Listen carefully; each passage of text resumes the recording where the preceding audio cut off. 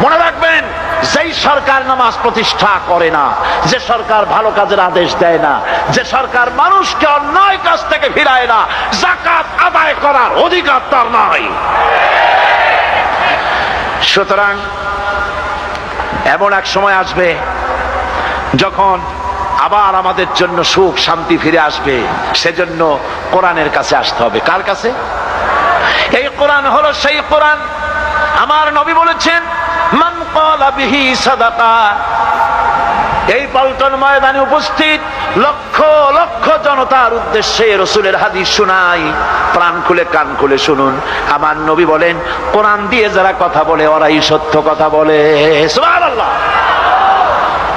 আপনার নেতা বক্তৃতা করতে আসে, না আছে কোরআন, না আছে হাদিস, সব নিজেদের মন গড়া কথা, ঠিক কিনা?